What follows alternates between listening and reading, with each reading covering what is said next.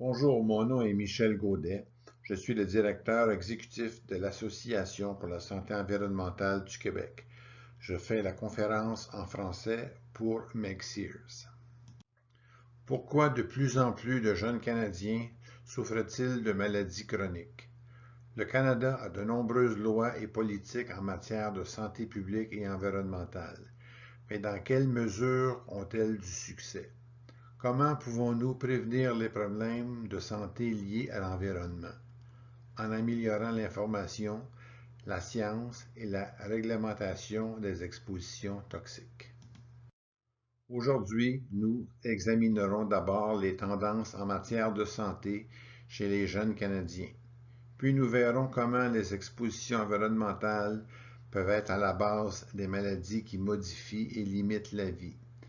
Ces expositions problématiques sont dues à des décisions que nous prenons. Alors comment pouvons-nous avoir les règles et les processus scientifiques pour faire de meilleurs choix? Combien de fois les gens se graissent-ils la tête en se disant « Je fais tout ce qui est bien, alors pourquoi suis-je malade? » En 2017, la prestigieuse commission Lancet sur la pollution et la santé a déclaré la pollution est la principale cause environnementale de maladies et de décès prématurés dans le monde aujourd'hui. Certains de ces polluants sont, dit-on, aussi vieux que la Terre et relativement bien connus, tels que la pollution atmosphérique, les polluants persistants et les produits chimiques radioactifs. Les polluants modernes sont toutefois particulièrement préoccupants car ils peuvent avoir des effets à des niveaux d'exposition minimes, et ces effets interagissent et sont complexes.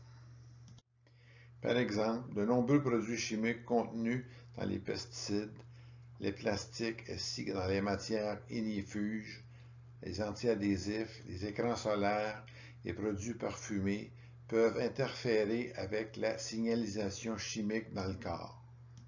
Ces produits chimiques peuvent avoir divers effets difficiles à prévoir à très faible dose et en synergie. De plus, les radiations émises par les appareils sans fil peuvent accélérer les réactions chimiques, affaiblir les membranes et amplifier les effets des toxines chimiques. Ces effets se manifestent sous la forme de maladies chroniques, constatées dans les cliniques de santé et qui coûtent cher au système de santé et à nous les contribuables, d'énormes sommes d'argent, sans parler des chagrins et des difficultés. Personne ne sera en bonne santé dans un monde malade, et la Terre a de la fièvre. Le groupe international d'experts sur les changements climatiques a récemment déclaré que le monde était sur la voie de dépasser l'objectif optimal d'un réchauffement moyen de 1,5 degrés Celsius avec des conséquences désastreuses pour nous tous. Le climat du Canada se réchauffe 2 fois plus vite que la moyenne mondiale et nous assistons à une augmentation rapide des inondations, des incendies, des tempêtes violentes, de la chaleur extrême et de la sécheresse. Réduire la pollution sera bénéfique pour la santé humaine et l'environnement, et le Programme des Nations unies pour l'environnement affirme que des mesures rapides et décisives peuvent sauver la situation. Ces actions nécessiteront les meilleurs choix, ce qui aidera également les maladies chroniques. Les arguments pour agir sur la base des maladies chroniques ajoutent encore plus d'urgence et de justification aux actions essentielles pour endiguer le chaos climatique. Les soins de santé constituent le poste budgétaire le plus important dans les budgets fédéraux et provinciaux, et la grande partie de l'argent consacré aux soins de santé est consacré à la lutte contre les maladies chroniques. Les dépenses de santé ont connu une tendance à la hausse depuis 1975, à la fois en dollars courants et en dollars standardisés, jusqu'en 1997. En effet, en 2017, les dépenses totales de santé au Canada devraient atteindre 242 milliards de dollars, soit 6 600 dollars par contribuable.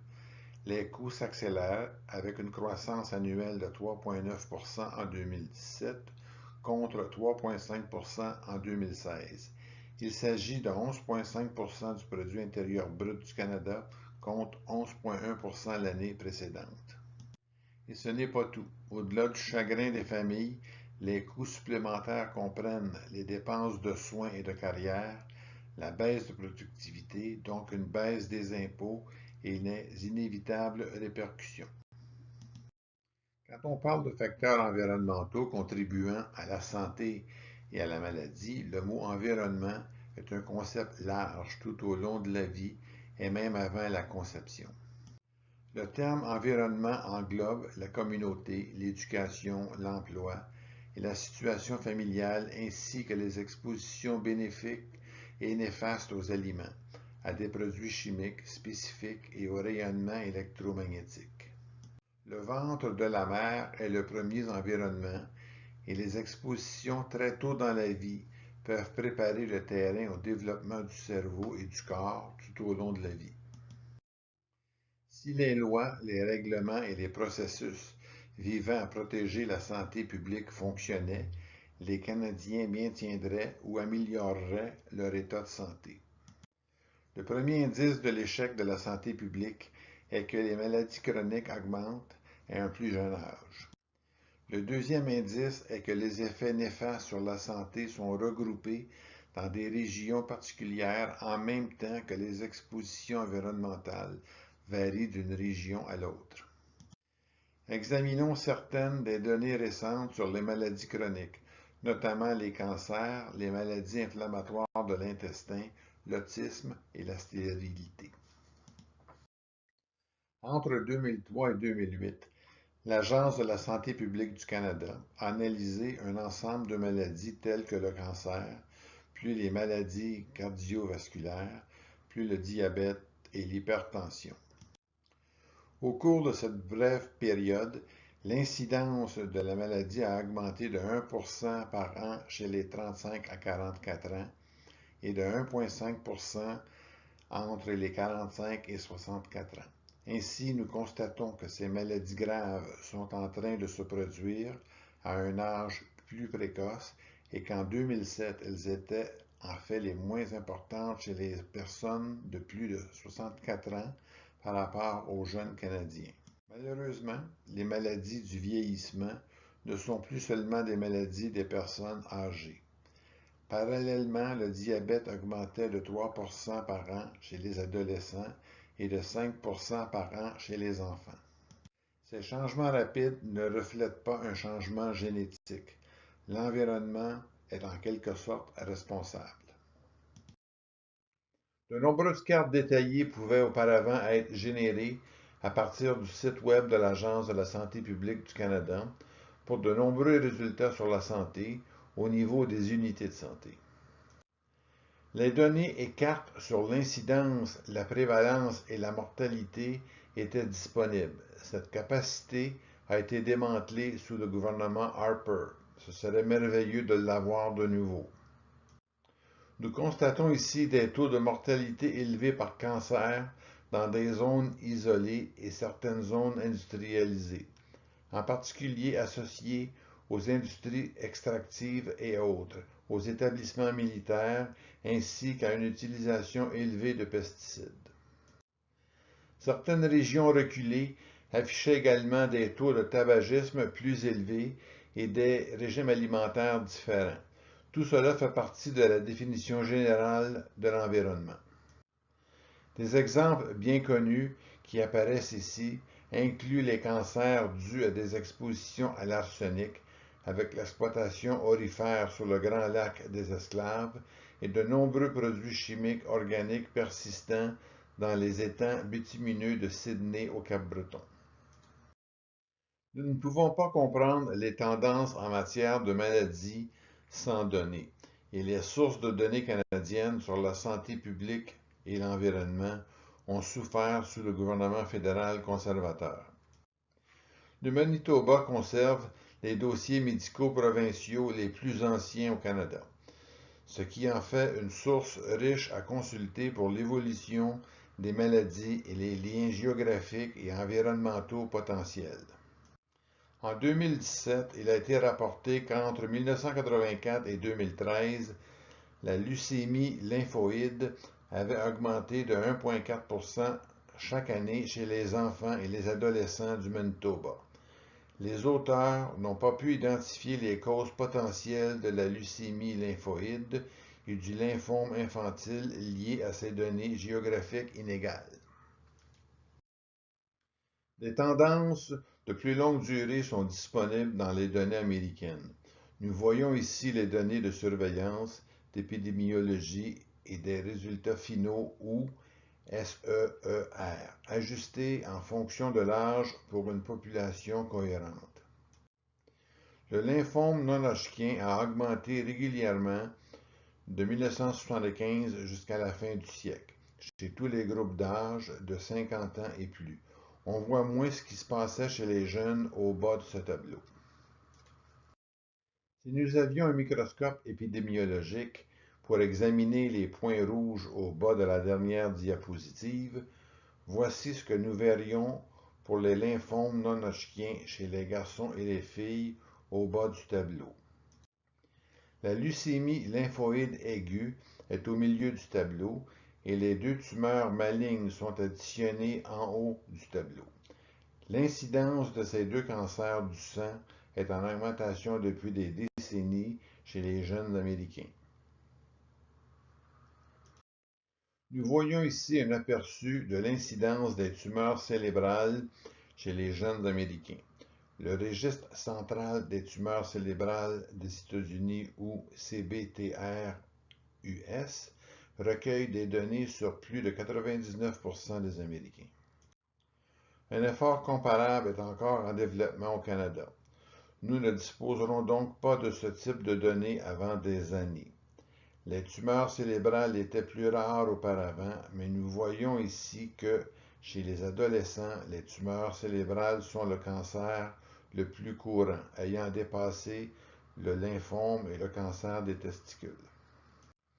De plus, en fouillant dans ce grand rapport, les tumeurs agressives et meurtrières augmentent le plus rapidement. Le Dr. Issa, neuro-oncologue de l'Alberta, a également le sentiment que les tumeurs cérébrales les plus agressives augmentent rapidement chez les adolescents et les jeunes adultes canadiens. Les gliomes agressifs ont été fortement liés aux radiations provenant d'appareils sans fil, ainsi qu'à certaines expositions chimiques. De plus, le rayonnement des radiofréquences peut sensibiliser les cellules aux effets des produits chimiques. Ainsi, de multiples expositions peuvent être associées pour qu'augmentent les risques davantage de développer une tumeur au cerveau. Que ce soit l'hypertension artérielle, les maladies cardiaques, le diabète, le cancer, les maladies vasculaires ou les accidents vasculaires cérébraux, les conseils de prévention consistent généralement à manger des fruits et des légumes, à ne pas fumer, ne pas avoir trop de poids et ne pas être inactif. L'obésité est décrite comme une cause des maladies chroniques. Au cours des 2 dernières décennies, de plus en plus de recherches indiquent que de nombreuses personnes semblent être aux prises au piège avec leur excès de poids, malgré les améliorations apportées à leur régime alimentaire et à leur exercice. Ici, l'obésité n'était pas un objectif en soi, mais un marqueur des polluants emmagasinés dans le corps, en particulier dans les tissus adipeux. Et nous savons que ces toxines s'accumulent. La prise de poids est un effet secondaire fréquent des médicaments, de sorte que d'autres produits chimiques peuvent provoquer le même effet. Divers produits chimiques sont généralement regroupés en obésogènes ou en tant que produits chimiques favorisant l'obésité, tels que les produits chimiques courants dans les plastiques, les nettoyants, les produits de soins personnels, les pesticides, les retardateurs de flamme, les produits chimiques antiadhésifs et antitaches et les métaux toxiques comme le plomb et le cadmium. Divers obésogènes peuvent affecter le taux métabolique de base ou les niveaux d'énergie, ce qui rend plus difficile l'exercice, les sentiments de faim ou de satiété, de sorte que les gens se retournent constamment pour consommer plus de nourriture. Ces mêmes produits chimiques peuvent augmenter les risques d'un certain nombre de cancers liés aux actions hormonales, et cette relation contribue probablement à expliquer que ces 13 cancers courants sont associés à l'obésité. Il y a des facteurs sous-jacents communs.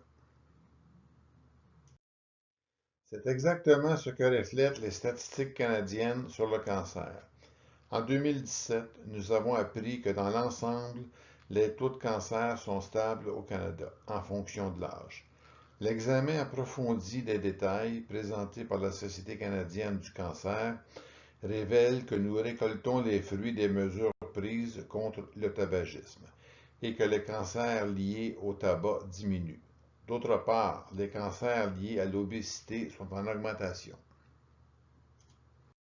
Le cancer colorectal est l'une des tumeurs malignes les plus courantes chez les adultes canadiens et il augmente également plus rapidement dans le groupe d'âge le plus jeune.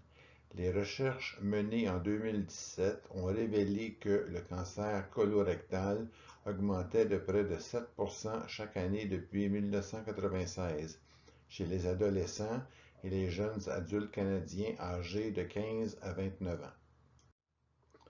Cela est accompagné par une augmentation importante de l'excès de poids. Et voici la surprise. Ceci en dépit d'une diminution de l'alcool et du tabagisme et d'une légère augmentation de consommation des fruits et des légumes et de l'activité physique. Le cancer colorectal peut être précédé d'une maladie inflammatoire de l'intestin.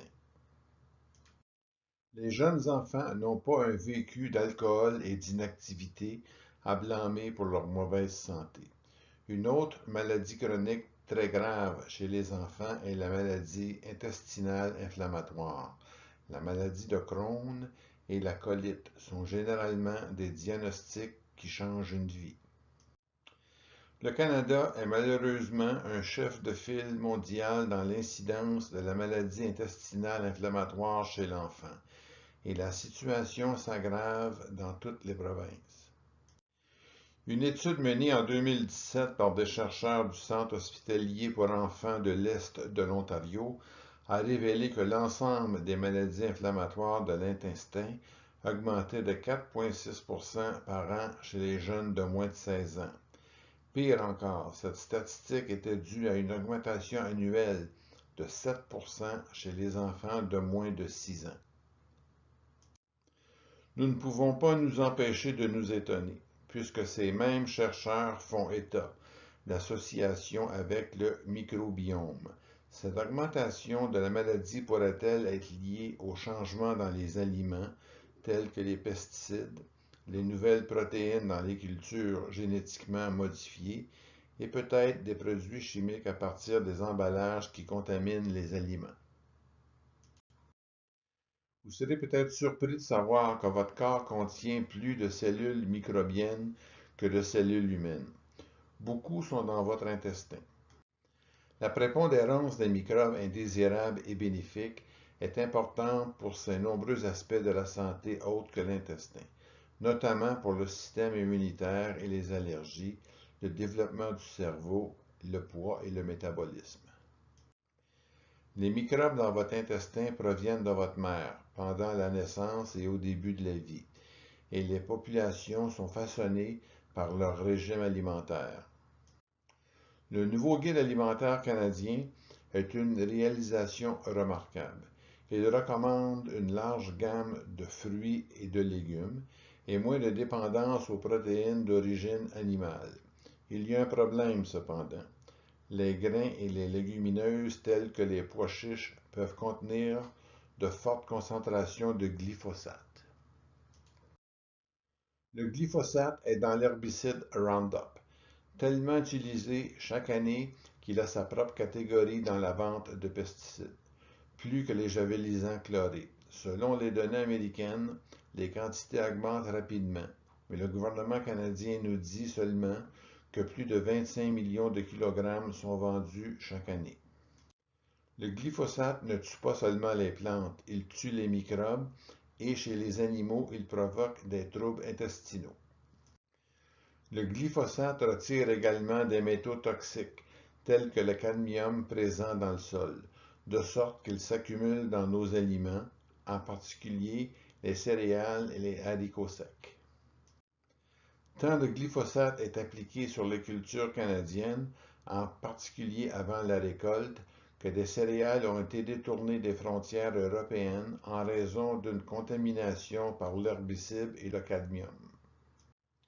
Selon le Centre international de recherche sur le cancer de l'Organisation mondiale de la santé et l'Agence américaine pour les substances toxiques et le registre des maladies, le glyphosate cause probablement le cancer.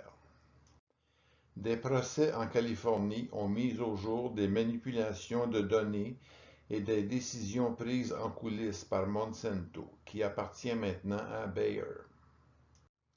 Comme si cela ne suffisait pas, les effets du glyphosate sur la grossesse, découverts pour la première fois dans les recherches canadiennes publiées en 2001, ont récemment été confirmés à la fois par des études sur des animaux et des humains. Demandez à n'importe quel enseignant, et ils vous diront que les enfants d'aujourd'hui sont différents. Beaucoup ont un manque d'attention, ne se lient pas les uns aux autres, n'apprennent ni ne se comportent comme des enfants dont l'enseignant se souvient du début de sa carrière. Il suffit de regarder les anciennes émissions de télévision sur YouTube. Les enfants d'aujourd'hui ont également un aspect différent, avec plus de graisse autour de leur abdomen. Certains enfants, apparemment en bonne santé, semblent presque prendre des médicaments à base de stéroïdes.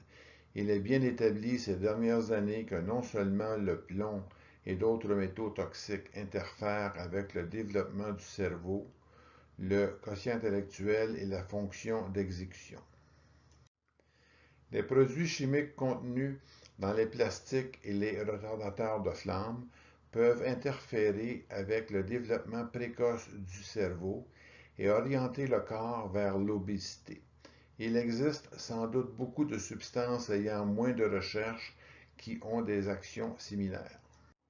Nous voyons les augmentations connues de ces produits chimiques qui affectent le développement précoce du cerveau, reflétées dans les statistiques de l'autisme. Depuis 1975, année où l'on signalait que l'autisme touchait un enfant américain sur 5000, l'incidence s'est accélérée pour atteindre 1 sur 2500, puis 1 sur 500 en 10 et 20 ans. Selon ce rapport dans Nature, l'incidence était de 1 sur 110 en 2009. Il s'agit d'une véritable explosion du nombre d'enfants ayant des difficultés intellectuelles pour la vie, et ce n'est pas uniquement à cause des parents insensibles ni des changements de diagnostic, ou d'une sensibilisation accrue, ou que les parents donnent naissance à un âge plus avancé. Dans un rapport de 2018 sur l'autisme, l'Agence de la santé publique du Canada a révélé qu'un enfant canadien sur 66 est maintenant diagnostiqué autiste. C'est un enfant dans chaque classe d'école. L'incidence est beaucoup plus faible chez les citoyens âgés, de sorte que l'incidence globale au Canada est beaucoup plus basse. Nous voyons ici comment l'incidence des troubles du spectre de l'autisme au Québec a été multipliée par 6 entre 2000 et 2015. Il y a de nombreuses conséquences à court et à long terme dans l'ensemble de la société d'une augmentation aussi rapide du nombre d'enfants avec des problèmes dans les écoles et par la suite. Il existe sans doute de nombreux facteurs contributifs potentiels, mais en 2013, chez les hommes occidentaux, le nombre et la concentration de spermatozoïdes étaient tombés à moins de la moitié des niveaux enregistrés en 1981. Il n'y a aucun signe de stabilisation ni de retour en arrière. De nombreux produits chimiques perturbant le système endocrinien peuvent nuire à la production et à la qualité du sperme, tout comme les radiations émises par le téléphone portable dans les poches de pantalon ou les ordinateurs portables sur les genoux. Lorsque les résultats pour la santé sont regroupés, cela indique que des facteurs environnementaux sont en jeu. Parfois, le regroupement nous donne des indices sur les agents en jeu. Quelques exemples. Démence et pollution de l'air, anomalies congénitales dans les zones agricoles, hypothyroïde liée à l'eau contaminée et aux poissons, et le diabète dans les populations du Nord. Regardons de plus près certains de ces détails. Il ne fait aucun doute que l'air pollué est mauvais pour vous. Vous pouvez vivre jusqu'à des semaines sans nourriture, des jours sans eau, mais seulement quelques minutes sans air. De nombreuses recherches dans le monde entier examinent les effets de la pollution atmosphérique sur la santé. Une importante collaboration canadienne appelée à juste titre CANU étudie le milieu urbain canadien. Ici, nous constatons que le fait de vivre à proximité d'une grande route de l'Ontario et d'être exposé à la pollution atmosphérique, notamment dans les particules fines et les oxydes d'azote, augmente les risques de développer une démence plus tard dans la vie. D'autres collaborateurs de CANU ont constaté que des expositions élevées à la pollution atmosphérique augmentaient la probabilité de développer ou d'exacerber des maladies rhumatismales auto-immunes systémiques telles que le lupus systémique, le syndrome de Sjögren, la sclérodermie, la polymyosite, la dermatomyosite et le syndrome du tissu conjonctif indifférencié. Il est bien connu que les troubles auto-immuns sont également associés à d'autres expositions environnementales. L'Organisation mondiale de la santé reconnaît depuis longtemps la grande importance de l'air pur pour prévenir les maladies et les décès prématurés. Des liens étroits sont établis entre la pollution de l'air et le cancer, ainsi que l'obésité et le diabète, maladies auto-immunes, l'asthme et des problèmes pour la reproduction, tels que la taille réduite pour l'âge gestationnel, les naissances précoces, les morts-nés et de nombreux aspects du faible développement de l'enfant. Cependant, il est important de noter que la pollution atmosphérique ne peut expliquer toutes les augmentations de maladies que nous observons. Nous devons continuer à chercher d'autres facteurs. Qu'en est-il des zones rurales sans pollution liées au trafic? La Nouvelle-Écosse a une géographie diversifiée qui conduit à des expositions environnementales différentes. Les pesticides sont conçus et sélectionnés pour des activités biologiques et ont souvent des effets fâcheux sur les espèces non ciblées, y compris nous. Dans cette étude de 2017 sur les malformations congénitales masculines, les hypospadias, dans lesquelles le pénis n'est pas complètement développé et les urètres sortent à mi-chemin dans le tronc, et la cryptorchidie ou testicule non descendu était plus fréquent dans les zones de forte agriculture en couleur rouge. Dans d'autres études, des taux de cancer plus élevés sont associés à des malformations génitales. Seul le temps nous dira si le cancer sera à l'avenir plus élevé chez ces jeunes garçons. Un autre type de malformation congénitale, l'hypoplasie du nerf optique et le spectre de la dysplasie septo-optique, prend naissance très tôt dans la vie, le système nerveux se développant dans l'utérus. L'hypophyse ne se développe pas correctement, ce qui entraîne de nombreuses carences en hormones. Ces enfants ont des problèmes de vision, allant de la perturbation légère à la cécité, ainsi que d'autres malformations neurologiques, entraînant un retard de développement et des convulsions. À l'autre extrémité la plus grave du spectre, cela peut être sérieux et limiter la vie. De nombreux produits chimiques persistants peuvent s'accumuler dans le corps au fil du temps et contribuer à cette anomalie congénitale. Ces toxines liposolubles, dont on sait qu'elles sont plus élevées sous les latitudes nordiques et dans les aliments nordiques, sont libérées des tissus de la mère pendant la grossesse et l'allaitement. De cette manière, les polluants peuvent affecter le fœtus et le nouveau-né, les quantités les plus importantes étant libérées dès le premier enfant. Dans cette étude, non seulement l'incidence de ces malformations congénitales a été multipliée par 10 au cours des 20 dernières années, mais la majorité des nourrissons atteints ont été les premiers-nés.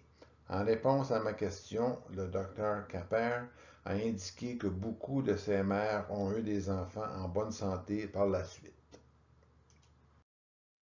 Les hormones thyroïdiennes ont un impact sur le taux métabolique et l'énergie, ainsi que sur le développement précoce du cerveau. De nombreux produits chimiques persistants interfèrent avec la fonction thyroïdienne, y compris certains retardateurs de flamme. Les retardateurs de flamme polybromés ou PBDE se trouvent à des niveaux plus élevés dans le fleuve Saint-Laurent et sur les côtes ouest et sud de Terre-Neuve. En revanche, le courant du Labrador avec une eau plus propre balaie la côte est. Les personnes vivant le long des côtes de Terre-Neuve dépendent principalement des protéines du poisson, qui peuvent être contaminées par des polluants présents dans l'eau. Dans une étude simple, des chercheurs de la Memorial University ont découvert que le long des côtes ouest et sud, les concentrations de PBDE étaient plus élevées dans les poissons et les hommes que sur la côte est. Nous savons que les PBDE réduisent la fonction thyroïdienne chez les animaux de laboratoire et qu'ils sont corrélés à l'hypothyroïdie dans d'autres études. L'hypoplasie du nerf optique et le spectre de la dysplasie septo-optique n'ont pas été étudiés dans cette population, mais l'hormone thyroïdienne est importante dans le développement précoce qui a été perturbé par ce type de malformation congénitale. Le métabolisme implique un ensemble clé de fonctions endocriniennes et les perturbateurs endocriniens peuvent jouer un rôle dans l'augmentation rapide du diabète comme mentionné auparavant. Les biphényles polychlorés ou les PCB ainsi que l'insecticide persistant DDE se sont accumulés dans l'Arctique canadien en contaminant les animaux utilisés pour l'alimentation. Un rapport publié en 2017 par des chercheurs de l'Université d'Ottawa a expliqué comment la présence dans le sang de plusieurs BPC et de DDE, perturbateurs du système endocrinien, augmentait constamment la probabilité que les Inuits du Canada aient le diabète. Nous avons rapidement consulté de nombreuses recherches indiquant que des substances chimiques perturbant le système endocrinien pourraient contribuer à des maladies chroniques. Cela peut sembler un peu flou et c'est en effet un problème complexe. Ces perturbateurs endocriniens hormonaux actifs peuvent être trouvés dans de nombreux produits tels que les pesticides, les plastiques, les articles ménagers et personnels, les nettoyants, les emballages, les aliments, etc. Certains des produits chimiques dont vous avez entendu parler incluent les bisphénols, les phtalates, les produits chimiques antiadhésifs et les retardateurs de flamme. Les métaux, les polluants atmosphériques, les hydrocarbures polyaromatiques ou HAP et les produits chimiques persistants tels que le DDT, le DDE, le BPC, etc. Les conseils pour des solutions moins toxiques de la SEC IAC vous aideront à éviter bon nombre de ces produits chimiques. Vous vous demandez peut-être pourquoi n'y a-t-il pas d'autres recherches. Chacune des études que nous venons de discuter a nécessité beaucoup de temps et d'investissement, même avant le lancement de l'étude. La plupart des chercheurs ont beaucoup plus de bonnes idées qu'ils ont de temps pour les réaliser. Qui plus est, la plupart des demandes de financement pour la recherche sont refusées pour manque de fonds, et non pour manque de mérite. Vous pouvez donc imaginer que tous ces aperçus ne représentent qu'une petite fraction de ce qui se passe réellement dans la population canadienne. Ces effets sont observés avec des produits chimiques autorisés par le gouvernement fédéral et les produits chimiques sont à de faibles concentrations que les autorités de réglementation considèrent comme sûrs, ou plus précisément qu'ils présentent des risques acceptables. Afin de comprendre pourquoi cela se produit encore dans notre société, nous devons examiner comment les décisions sont prises et qu'est-ce qui est autorisé dans les produits et dans les magasins. Lorsque le gouvernement fédéral décide si une substance doit être autorisée ou non dans le commerce ou comment elle doit être gérée, elle est d'abord évaluée. L'évaluation est un processus en 2 étapes. Nous déterminons d'abord les dangers ou les conséquences potentiellement néfastes pour la santé de la substance. La deuxième étape consiste à déterminer si les concentrations dans l'environnement ou les doses pour les personnes sont excessives. En d'autres termes, si la substance présente un risque acceptable sur la base de l'exposition. Cette évaluation repose principalement sur des tests sur des animaux et la plupart des données des tests sont fournies par l'industrie, par le manufacturier. Ces données sont généralement confidentielles et peuvent donc ne pas figurer dans la littérature publique. En effet, la science publique peut être ignorée.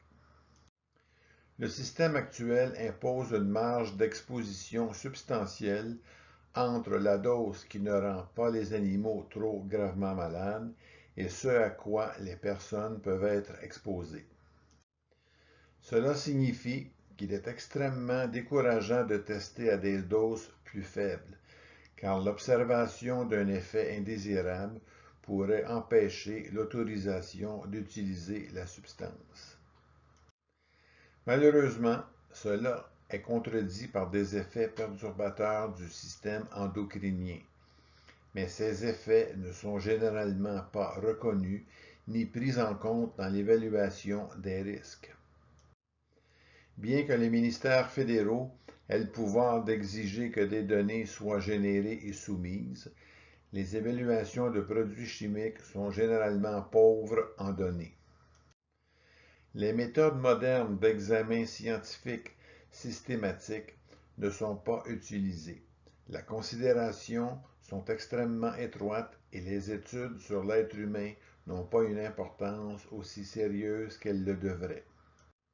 Nous devons nous rappeler que de plus en plus de preuves ont démontré que les rayonnements ionisants et non ionisants, y compris ceux émis par nos appareils sans fil, peuvent amplifier les effets toxiques des produits chimiques. Ce n'est pas considéré du tout.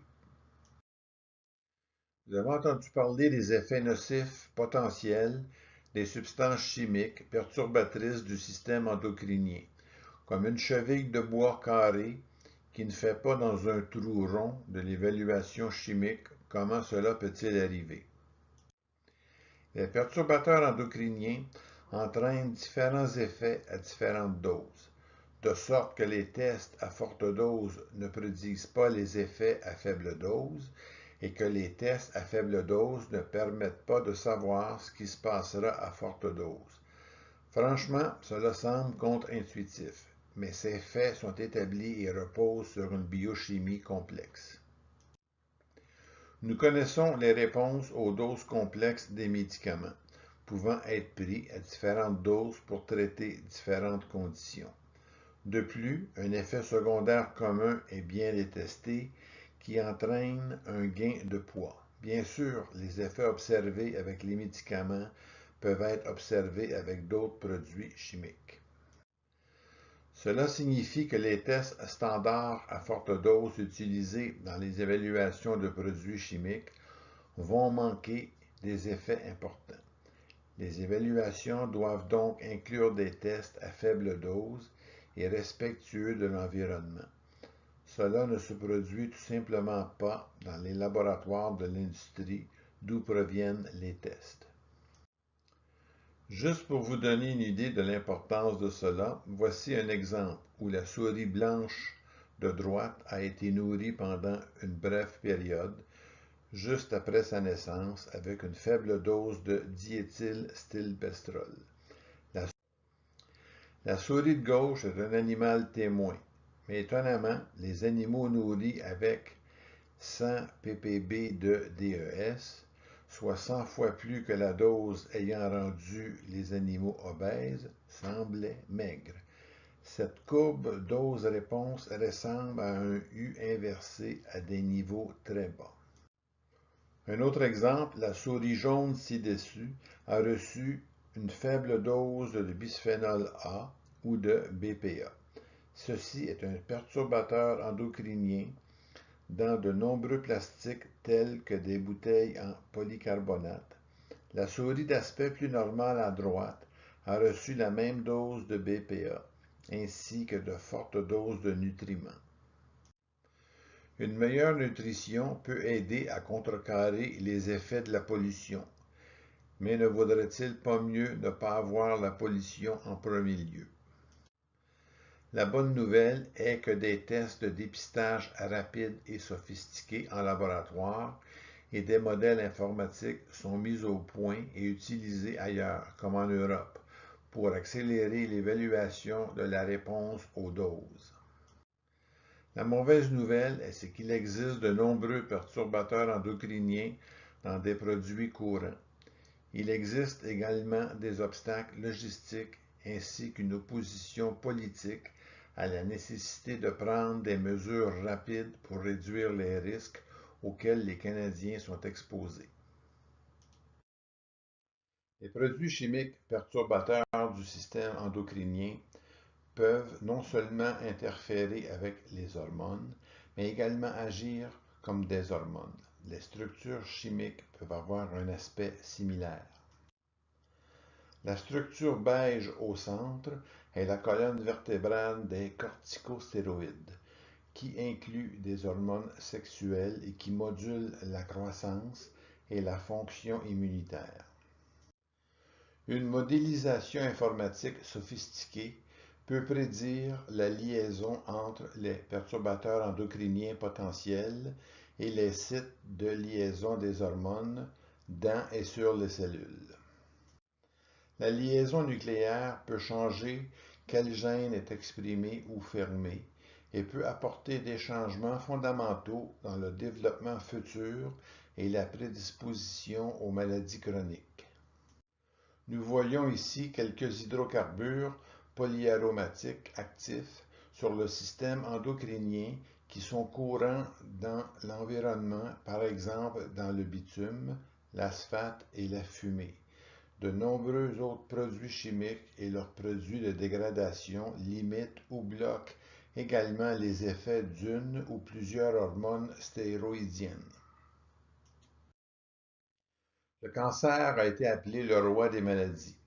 Le cancer est l'aboutissement de nombreux changements cellulaires, notamment des dommages génétiques, des modifications du métabolisme cellulaire et de la propension à mourir, ainsi que de la signalisation dans l'environnement immédiat des cellules cancéreuses.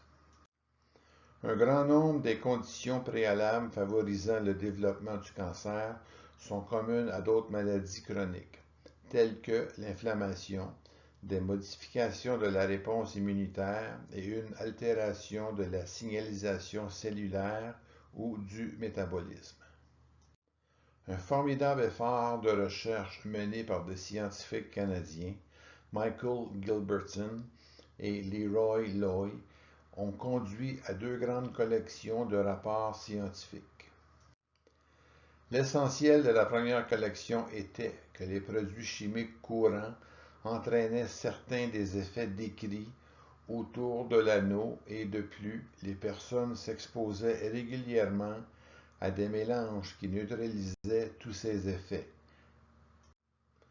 Cela signifie que les mélanges pourraient être considérés comme des cancérogènes complets. Encore une fois, ces effets cumulés de plusieurs produits chimiques en interaction ne sont pas pris en compte dans les évaluations réglementaires. La deuxième collection de rapports de recherche résumait un certain nombre d'expositions bénéfiques susceptibles de prévenir le cancer. La plupart d'entre eux sont à base de nourriture. Nous sommes donc régulièrement exposés à un grand nombre de produits chimiques que nos ancêtres n'ont jamais expérimentés. Certains ne sont pas immédiatement évidemment nocifs, mais peuvent en fait affecter les processus biologiques fondamentaux à de faibles niveaux d'exposition. Il s'agit d'une science complexe, longue et coûteuse, qui permet de tracer des lignes de preuve entre les expositions et les résultats sur la santé. Comme vous l'avez vu, les Canadiens sont de plus en plus malades.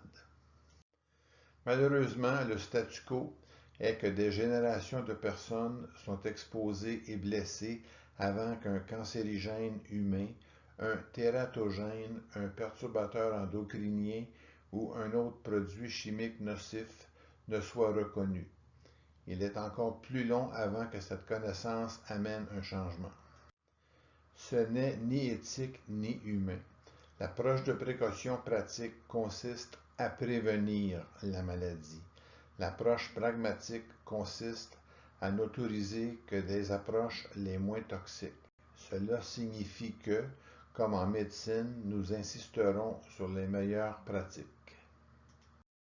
Le professeur Bruce Lanphier est un chef de file mondial dans le domaine de la santé environnementale des enfants.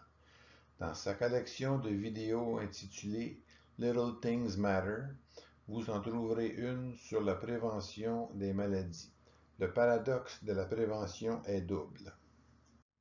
Tout d'abord, la grande majorité des dollars consacrés aux soins de santé est consacrée à des traitements très coûteux plutôt qu'à une prévention relativement peu coûteuse.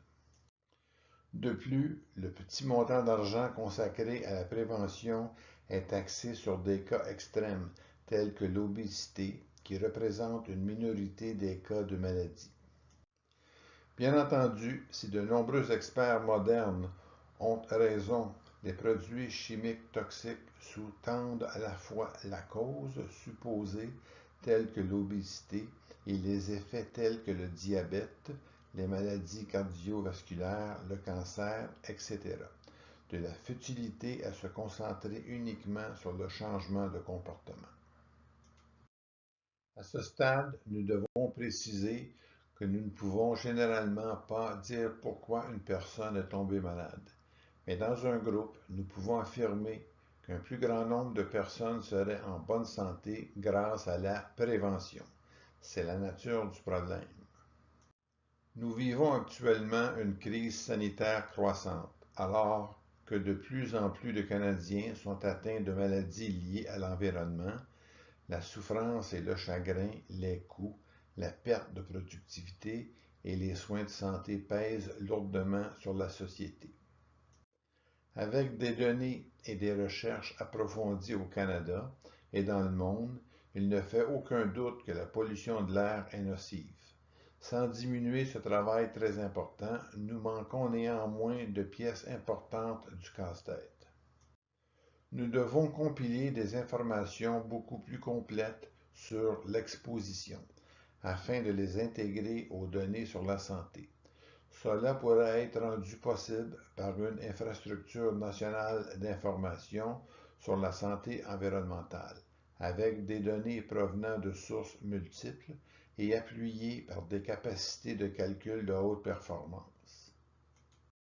Alors, comment pouvons-nous identifier et agir sur ces contributeurs sous-jacents?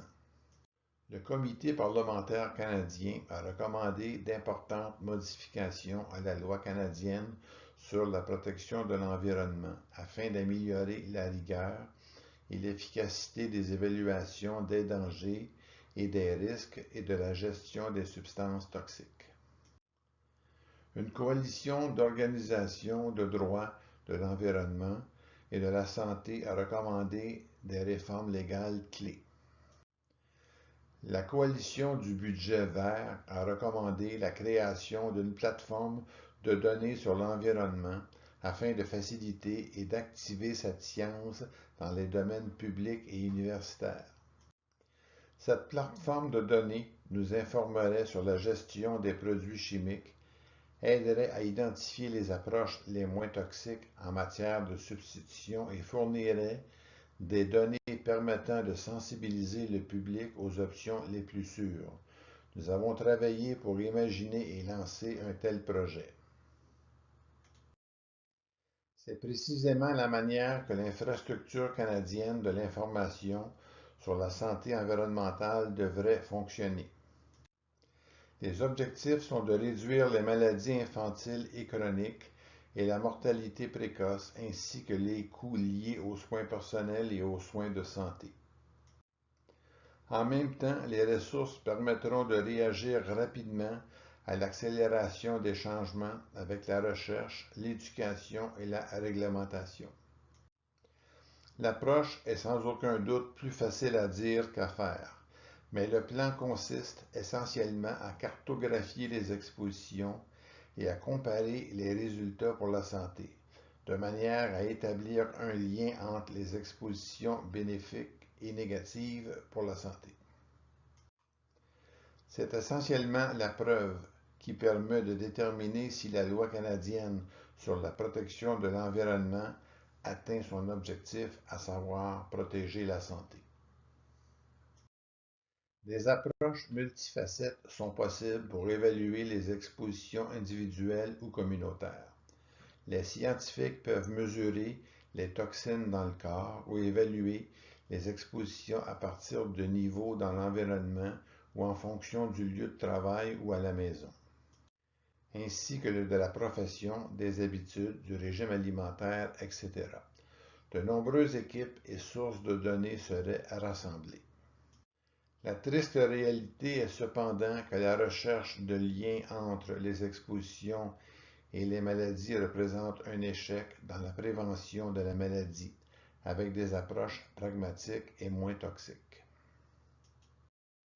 L'un des objectifs de la Loi canadienne sur la protection de l'environnement, ou de la LCPE, est de protéger la santé humaine et l'environnement contre les produits chimiques indésirables. Elle ne couvre pas les pesticides ou les médicaments qui ont leur propre loi. La dégradation évidente de la santé des Canadiens nous amène à nous demander si la LCPE atteint son but. Des améliorations peuvent être apportées à la législation et, dans une certaine mesure, à l'administration de la loi actuelle. 3 changements majeurs sont nécessaires. Tout d'abord, lorsque la réglementation standard fondée sur les risques n'est pas logique, elle doit être fondée sur les risques inhérents. Deuxièmement, l'inaction et les mauvaises substitutions avec des produits chimiques presque identiques ont été une caractéristique de la gestion des produits chimiques au Canada. Pour résoudre ce problème, nous devons aborder des groupes de produits chimiques et choisir les meilleures options les moins toxiques, plutôt que des approches légèrement meilleures pour répondre aux véritables besoins. Enfin, nous avons besoin de moyens pour faire le lien des données sur l'environnement et les expositions à la santé des personnes et à notre environnement. En fin de compte, dans ce monde complexe et en rapide mutation, nous devons relever le défi qui consiste à inverser le cours des maladies chroniques et à réduire la pollution ainsi les changements climatiques. La situation actuelle est intenable et insoutenable. Ce que nous constatons chez les Canadiens se produit plus ou moins à travers le monde. Faire des gestes vraiment verts. La norme canadienne est une occasion clé de rendre nos biens et services hautement souhaitables. Cette norme met la barre haute, mais nous n'avons vraiment pas le choix pour nos enfants, notre pays et notre monde. Des changements substantiels, y compris le fait de ne pas utiliser certains produits, peut être appliqué aux choix visant à réduire les gaz à effet de serre et à atténuer le changement climatique. Il est maintenant temps que la population prenne les devants en faisant les choix les moins toxiques, de sorte que, comme Gandhi l'avait prédit, les dirigeants suivront. Merci.